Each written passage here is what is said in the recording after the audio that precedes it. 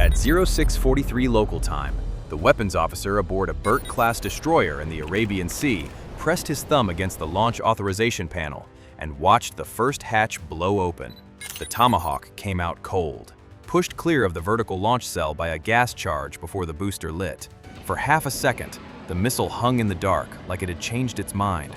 Then the flame caught, and it climbed on a pillar of white fire, banked northwest, and dropped to 50 feet above the water.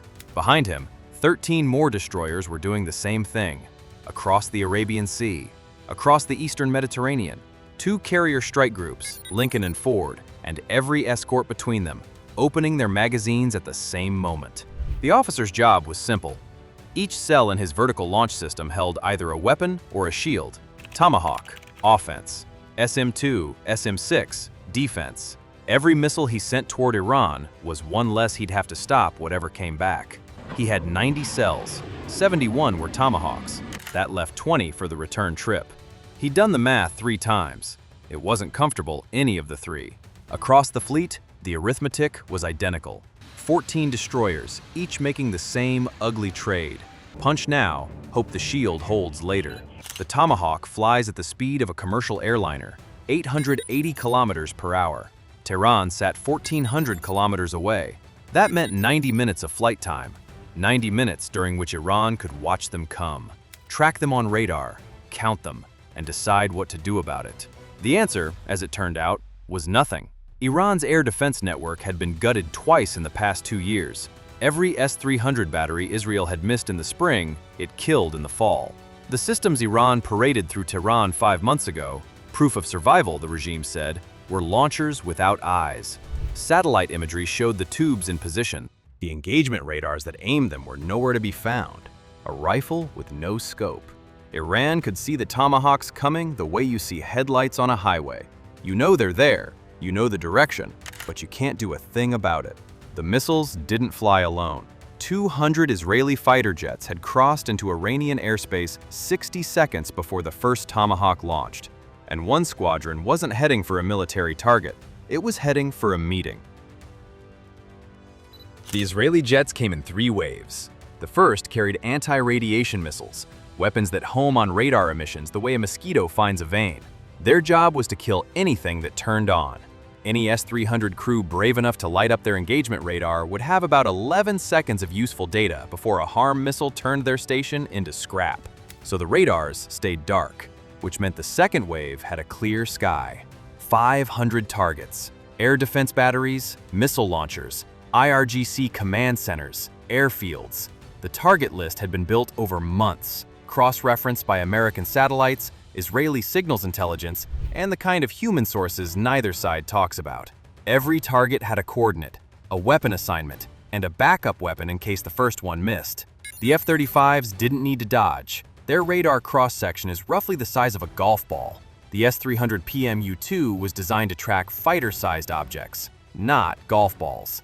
And even that capability assumed a working radar. Without one, the operators were reduced to listening to air traffic chatter and hoping for visual contact. At 30,000 feet, at night, one battery commander near Isfahan made the call any competent officer would make. He had launchers, he had missiles, he had no way to aim them. He reported ready status and waited for orders that would not change the math. Greece had operated the same family of S-300 systems for 20 years. Every NATO Air Force had trained against them. Every frequency cataloged. Every engagement envelope mapped.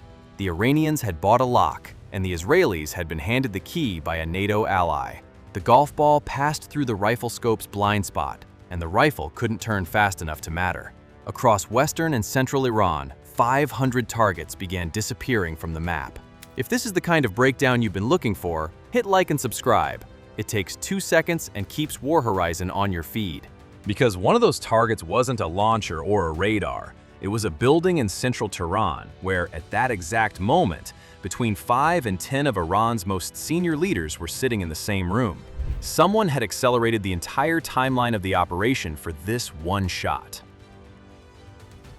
The intelligence had come in 48 hours before. 3 separate gatherings, senior IRGC commanders, government officials, and in one location in central Tehran, a compound normally reserved for the supreme leader, a meeting that pulled 5 to 10 of the regime's highest-ranking figures into the same building on the same morning. The original strike timeline had the compound scheduled for the third wave. A senior American defense official made the call to move it to the first. There was a deliberate decision to accelerate the timeline, he later told reporters, choosing his words like a man who knew they'd be printed. What he didn't say was simpler. If they'd waited 2 hours, half the room would have been in separate cars heading to separate bunkers.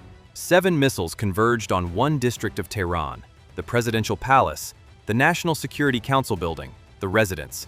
3 gatherings hit simultaneously, because in a decapitation strike, almost simultaneous means the second target gets a phone call from the first.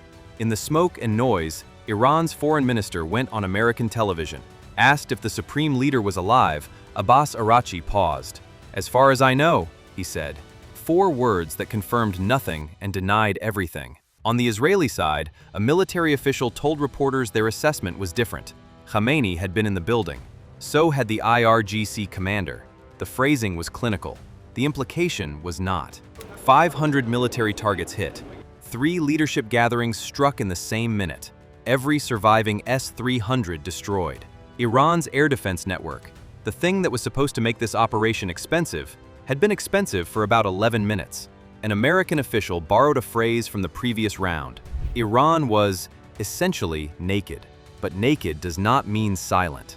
While the world was still watching smoke rise over Tehran, while analysts were still counting craters on satellite feeds, the Islamic Revolutionary Guard Corps issued an order that broke every pattern of the past 30 years. Not a limited response, not a symbolic volley at an empty desert. Every American base in the Persian Gulf, all of them, at the same time. The IRGC had decided that if the roof was coming down, every wall was going with it. 4 hours after the first Tomahawk left its cell, the weapons officer who'd launched it watched his radar screen light up with inbound contacts. The 20 interceptors he'd kept in reserve were about to earn their keep. The battery commander at Al Udeid Air Base in Qatar had trained for exactly this scenario. Simultaneous ballistic missile attack from Iran, multiple inbound tracks, limited interceptors. He had never expected to run the scenario for real on a Saturday morning. His Patriot battery carried 16 PAC-3 interceptors, each one a $3 million kinetic kill vehicle. No warhead, no explosion, just a guided telephone pole slamming into an incoming missile at closing speeds beyond Mach 8. The math required 2 interceptors per target to guarantee a kill. 16 divided by 2 meant he could stop 8 missiles. His screen showed 11. He fired the first pair, then the second. Across the base, the sound was unlike anything. Not the boom of an explosion, but a rapid zipper rip of boosters igniting back to back, arcing into a sky that was still pink from sunrise. At the same moment, Ali Al Salem in Kuwait, Al Dhafra in the Emirates, the 5th Fleet headquarters in Bahrain, Muwafaq Salti in Jordan. 6 countries under fire from the same enemy in the same hour. Iran had never done this. Every previous retaliation, after the April strikes, after the June war, had been calibrated, symbolic. This was not symbolic. The IRGC statement left no room for interpretation. All American bases and interests in the region are legitimate targets. The operation will continue until the enemy is defeated. In Kuwait, the interceptors caught everything. Kuwaiti air defense crews confirmed. All inbound missiles destroyed. Jordan shot down 49 incoming threats. Drones and ballistic missiles mixed together, the cheap ones masking the expensive ones, forcing defenders to spend premium interceptors on targets that cost less than a used car. Then Bahrain. Footage surfaced within minutes. Heavy smoke over Jufair, the neighborhood that houses the 5th Fleet. A Shahed drone, the slow, cheap, lawnmower engine kind, had threaded through the missile defense umbrella and smashed into a building next to the headquarters. Not into the headquarters, next to it. Whether that was bad aim or a warning shot depended on which briefing you attended. CENTCOM released a statement that read like it had been written before the missiles landed. No American casualties. Damage minimal. Operations unaffected. The battery commander in Qatar reloaded and checked his count. 7 interceptors remaining. The first wave had cost him 9. If the second wave brought the same number, he'd be 3 short. The second wave wasn't bringing the same number. It was bringing something faster. The THAAD operator at Al Dhafra Air Base in the Emirates had one advantage over every other air defender in the Gulf that morning. His system was built for this exact threat. Not drones, not cruise missiles. Ballistic objects falling from space at speeds that turn the laws of interception into a physics exam. The AN/TPY-2 radar, the eyes of the THAAD battery, picked up the new signatures while they were still climbing. The trajectory was wrong for a standard ballistic missile. Steeper boost. Then a shift. The warhead separating, adjusting, maneuvering on its own motor. This was a Fattah, Iran's answer to every missile shield in the region. Tehran called it hypersonic. Western analysts called it near hypersonic and argued about definitions in journals. The operator didn't care what the journals said. His screen showed an object entering terminal descent at Mach 13, 15,000 kilometers per hour. At that speed, the distance between hypersonic and near hypersonic is an academic debate measured in body bags. THAAD doesn't use a warhead. There is no explosion. The interceptor is a bullet aimed at a bullet, a kinetic kill vehicle that destroys by collision alone. To hit an object moving at 15,000 kilometers per hour, the system has to calculate where it will be 9 seconds from now and put a projectile in that exact cube of sky. The margin for error is measured in centimeters. The Fattah's maneuverable re-entry vehicle exists for one purpose: to make that calculation wrong. A small, solid fuel motor adjusts the warhead's path in the final seconds, turning a predictable arc into a wobbling corkscrew. The operator watched the track update 3 times in 4 seconds. Each update moved the predicted impact point. His system recalculated, recalculated, recalculated. The interceptor launched.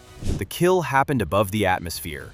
No sound on the ground. No flash visible to the naked eye. Just a data point on a screen changing from red to gray. The Fattah was dead, but pieces of it, the motor casing, the guidance section, shards of the airframe, kept falling. Gravity doesn't care about interceptions. The debris scattered across Abu Dhabi, Saadiyat Island, Khalifa City, Bani Yas. One fragment struck a man on the ground, a Pakistani national. He became the first confirmed civilian casualty in the Gulf that day. The shield had held, the math had worked, and someone was still dead. The IRGC announced the second wave would use Fattah missiles with heavy warheads. The operator looked at his reload count and began the calculation again. While interceptors were still climbing over the Gulf, a VHF radio broadcast went out on Channel 16, the International Maritime Distress and Hailing Frequency. Every ship in the Persian Gulf heard it. The voice identified itself as the Islamic Revolutionary Guard Corps Navy. The message was 5 words. No vessel is allowed to pass. The Strait of Hormuz, 21 miles wide at its narrowest. 750 ships in the transit zone that morning. 20% of the world's oil supply moves through that gap every day. 15 million barrels. Iran sits on the northern shore and controls the approaches. One radio call and the tankers began to slow, then stop, then drift. No mines had been laid, no torpedoes fired, no fast attack boats swarming the shipping lanes. Just a voice on a frequency every captain monitors, and the knowledge that the country making the threat had just been hit by the largest joint military operation since the invasion of Iraq. A cornered country with nothing left to lose, and a navy that hadn't yet fired a shot. Insurance premiums doubled before lunch. Oil traders priced in a full blockade by dinner. Analysts calculated that one day of closure could push crude from $66 to over $120. The most devastating counterstrike of the entire day cost Iran exactly 1 radio transmission. CENTCOM's final statement landed with the precision of a legal document. No American casualties. No combat injuries. Damage to installations minimal. Operations unaffected. The shield had held across 6 countries, 2 carrier strike groups, and 20 bases. Every bullet point was true, and every bullet point missed the larger math. Because somewhere in an unmarked hangar, the airframe that may define the next decade was being recovered from its first combat mission. The Lucas drone, $35,000, built by a startup in Arizona, launched from a catapult on a littoral combat ship. It is a one-way attack drone, autonomous, expendable, and reverse-engineered from the Iranian Shahed 136, the same weapon Tehran sold to Moscow to terrorize Ukrainian cities. Iran built the blueprint, America made the copy, and on this morning, the copy flew home. That is the real math of Operation Epic Fury. Not the 500 targets, not the decapitation strike, not even the Strait of Hormuz. It's this, a $35,000 drone copied from your own design, launched from your enemy's ship, flying back to destroy what you built. The age of expensive warfare didn't end today, but the age of cheap warfare started flying in both directions. The operation is ongoing. The Strait is closed. The interceptor magazines are lighter, and somewhere in the Gulf, a weapons officer is counting his remaining cells. Offense on one side, defense on the other, and doing the math again. If this changed how you see the new arms race, hit like, subscribe, and tap the bell so you don't miss what comes next. Here's the question I want you to answer in the comments. How many days can the US keep intercepting at $5 million a shot before the math breaks? Drop your number. And while you're at it, tell me where you're watching from. I'm always curious. This is War Horizon. See you on the next one.